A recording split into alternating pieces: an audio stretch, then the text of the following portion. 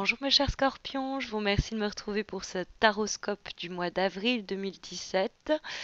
Alors, il y a quelque chose que je vais tout de suite dire comme ça, c'est dit, c'est fait, et puis je pourrais après changer ma lecture du tirage. Mais il y a quelque chose qui m'a un petit peu, comme on a un 2, on a un 3, et on a les dames majeures du 10, on a la roue de fortune, on a le diable, qu'on a des coupes. Il y a quelque chose qui se joue sur un plan très émotionnel pour vous ce mois d'avril. On pourrait vous sentir d'ailleurs un petit peu sensible, susceptible. Et comme on a la roue de fortune en haut en vibration, souvent quand j'ai la roue de fortune qui est en haut, elle fait un peu tanguer le tirage, si vous voulez. Et c'est un peu les situations cyclotimiques, bipolaires. C'est un peu gens qui rient, gens qui pleurent. C'est souvent un déséquilibre entre des énergies contraires. Et j'appuie cette lecture quand apparaît le diable, parce que le diable il est dans un aspect positif. Donc on va voir tout ce qu'il encourage pour ce mois d'avril, mais je peux pas m'empêcher de me dire que c'est déjà une énergie très forte qui émane de cette lame et qui, sur un plan relationnel et amoureux, va avoir une connotation assez passionnelle. Donc on est très à vif dans tout ce que l'on ressent, donc dans le positif comme dans le négatif. C'est on aime tellement quelqu'un qu'on est super jaloux, par exemple, ou voyez. Mais comme cette carte converse avec le 3 de coupe notamment, qui se trouve dans les obstacles et qui peut nous parler d'osciller entre des moments où on a envie, par exemple, d'excès, on a envie de sortir, on a envie de voir, puis des moments où on se renferme sur soi, et ce côté un peu je m'ouvre, je ferme, euh, que peut aussi indiquer la roue de fortune, et en relation particulièrement à une relation justement en particulier, ça pourrait être possible. Sinon, de façon de plus simple, il y a quelque chose qui se passe en dynamique dans le cadre des rencontres. Alors, ça peut être des rencontres professionnelles, hein, c'est pas forcément amoureux ou amical. Bon, il y a quand même les couples, il y a quelque chose quand même de l'ordre de l'affect, hein. Mais le diable, avec la roue de fortune qui nous parle d'une période active, une période électrique, une période de mutation, on rend c'est les rencontres que l'on fait, qu'on ne prévoit pas forcément, mais qui peuvent modifier la donne, qui peuvent un peu bousculer les choses. Euh, et dans ce cadre-là, ça peut même aboutir à une alliance, à un contrat signé. Alors il y a peut-être de la concurrence, hein, mais par exemple sur le plan professionnel, c'est une carte, le diable. Si on cherche à se faire remarquer pour ses talents de commerciaux ou ses talents commerciaux ou on essaye de se vendre, on va bien se vendre parce que le diable c'est quelqu'un qui a la tchatche, il a du charisme, il a du magnétisme. Ça peut être quelqu'un qu'on rencontre et avec qui on se dit ouais, on peut faire fructifier ce projet. C'est une bonne offre qui nous est faite. Ça peut être même une rentrée d'argent avec la roue de fortune, peut-être même quelque chose de pas forcément espéré. Après, le diable, c'est un petit peu brûler la chandelle par les deux bouts. Donc, dans les aspects positifs, ça peut être l'idée que ce mois-ci, il va avoir des passions, il va avoir des moments chauds, quoi. Il y a des moments forts, hein, des moments intenses. Alors, ça peut être des moments de bonne bouffe, de célébration, mais il va falloir ne pas en abuser, justement, hein. Le 3 de coupe, quand il apparaît dans les obstacles, ça peut être, il y a une idée de déséquilibre. Donc, soit on sort pas assez, on fait pas assez la fête, et les questions ici pour ce mois d'avril, justement, avec le diable, de un peu plus remettre nos passions, nos désirs, nos envies, notre côté très épicurien au centre de notre vie et de notre quotidien, parce que on pourrait sinon passer à côté d'une rencontre importante, amoureuse notamment. Ça peut être donc l'idée de vraiment plus chérir les moments de plaisir et de célébration et les vivre à fond. Ça peut être l'idée que il faut savoir ne pas abuser de la bonne chair, comme on dit. Donc, savoir aussi se restreindre. Après, je dois vous avouer que ces deux cartes, Le 3 de coupe, c'est une carte qui porte une notion de triangulaire, hein, et quand elle pose problème sur le plan émotionnel, ça pourrait être une rencontre ou une relation forte qui vient semer le trouble dans un duo déjà existant. Mais on ne peut pas s'empêcher de continuer à voir cette personne. On pourrait être dans un moment où on sort beaucoup, on voit beaucoup de gens, et dans ce cadre-là d'activité, on fait une rencontre qui nous donne envie de d'aller voir ailleurs, quoi, parce que c'est une rencontre assez importante. Il y a une passion, hein. Il y a une passion possible. Alors, ça peut être une passion amoureuse, ça peut être une autre forme de passion. Mais après, ça peut être juste bon, on signe un accord, on achète, ou on signe un bail, on se met d'accord sur un plan matériel, la roue elle tourne. Puis il y a l'idée de festivité, pendaison de crémaillère, mais ça se passe pas très bien. Faut faire attention avec les voisins. Le voisinage, ça peut être aussi basique que ça, vous voyez.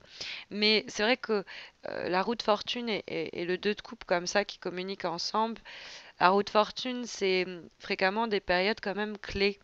Et c'est des périodes sur lesquelles on n'a c'est pas forcément de notre fête, quoi. Il y a des périodes comme ça où c'est des périodes d'émulation, on ne sait pas pourquoi, très bien. Ça peut être aussi des événements auxquels on vous invite au dernier moment.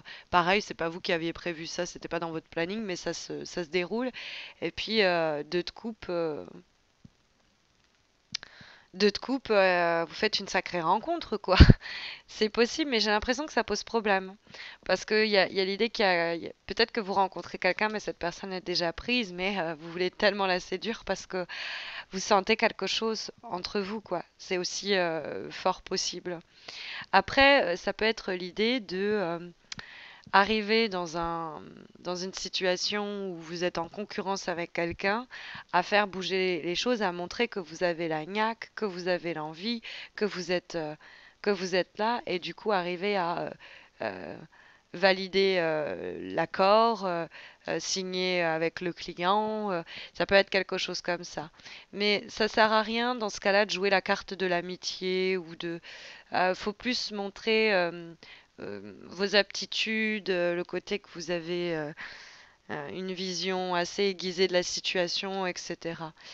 Euh, le diable, après, ça peut être une influence dans votre vie, ça peut être quelqu'un qui va être de bons conseils, mais qui pourrait peut-être un peu semer la zizanie dans vos amitiés ou vos relations interpersonnelles ou professionnelles, amicales. Mais c'est un peu le prix à payer pour obtenir ce que vous voulez au bout. Donc, ça pourrait être un petit peu ça. Alors, en avant-dernière carte, dans un cadre un peu plus psychologique, un peu plus spirituel, on va avoir une lame issue du tarot Shozen qui va nous délivrer donc un avant-dernier conseil. Et nous avons la carte de la tristesse. Alors ça c'est intéressant compte tenu du fait que je vous avais dit que vous pourriez être un peu, en début de jeu, j'avais commencé en vous disant on peut être un peu gens qui rient, gens qui pleurent. Donc ça, le 3 de coupe, ça pourrait nous parler d'un moment où on se sent exclu d'une communauté. Il y a des gens qui font la fête, des amis qui se retrouvent, on nous a pas invités, mais en résumé, il suffit de passer les bons coups de fil et puis on retrouve les gens qu'on aime et il n'y a eu aucun problème et voilà, il n'y a pas de souci, quoi. Euh, Soit on s'isole soi-même d'une certaine communauté, d'une certaine vie festive et parce qu'on va pas bien. Parce qu'il y a des moments parce que ça c'est quelque chose qui nous isole. Mais la carte de la souffrance, elle nous dit que c'est pas grave de pas aller bien.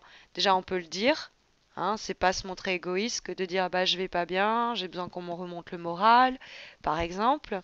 C'est aussi, ça fait du bien de se lâcher, de pleurer, hein, vraiment au niveau du corps, c'est pour ça qu'on pleure, hein, c'est parce que ça nous soulage. Mais c'est souvent des moments où quand il y a de la souffrance, c'est qu'il y a le potentiel pour de la transformation, en fait. Et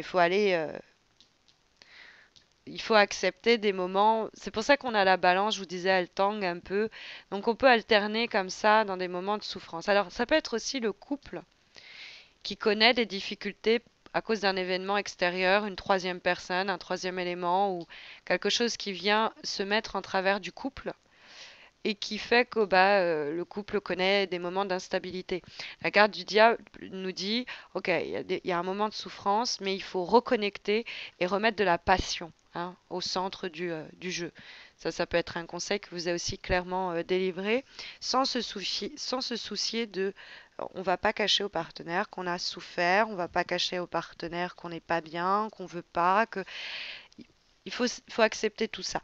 Et l'idée d'accepter, je fais exprès parce que la dernière lame qu'on a, elle est issue de l'oracle pensé et dessiné par l'artiste Salerno, qui est l'oracle de l'amour universel. On a la carte Embrace, qui est une très belle carte d'amour, hein. On voit ces deux personnages. Donc je sens il y a l'idée de peut-être se reconnecter à l'autre, remettre du désir, de la passion. Il y a eu des moments peut-être de souffrance. Il est temps de faire un peu tourner la roue. Peut-être il y a des moments où le couple, où on s'est isolé du couple, où le couple s'est isolé de la communauté. Et il est temps de se retrouver soi, de se reconnecter, peut-être aussi simultanément de se reconnecter aux autres.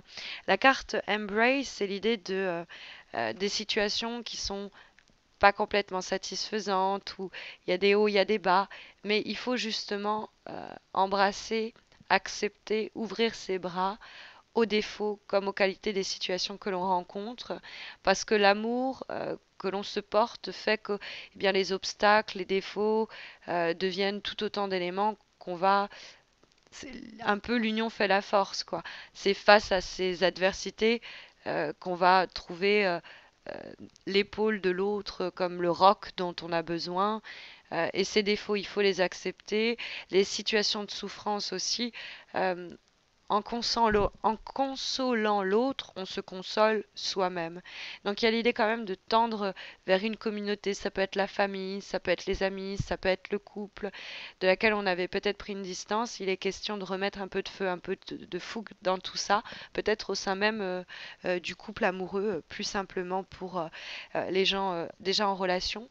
Pour les gens célibataires, ça peut être vraiment l'idée que il est temps de se reconnecter au monde, de appeler les gens, de accepter les invitations de dernier moment, parce que oui, vous avez souffert, mais il est temps de à nouveau vous reconnecter. Il y a une passion amoureuse qui vous tend les bras, qui est vraiment à portée de main si vous retrouvez vous-même le goût, hein, un peu de vous lancer comme ça.